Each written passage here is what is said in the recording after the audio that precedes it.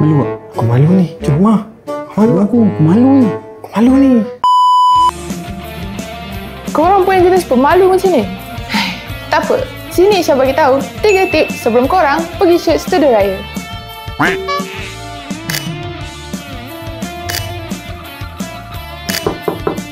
Bang, lepas ni ambil gambar saya boleh?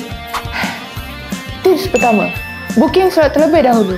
So tak adalah korang rushing macam abang tadi.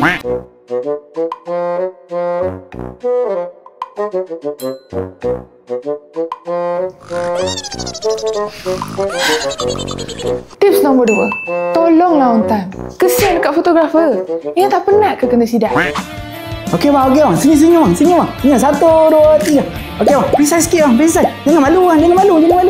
Okey, 1, 2, 3. Okey. Tips nombor 3, kalau korang malu nak posing, bagi tahu je. Kami dekat Ruang Karya Studio ni akan ajar korang semua jenis posing. So jangan risau. Korang tunggu apa lagi? Jangan lupa like, share and komen untuk info yang seterusnya.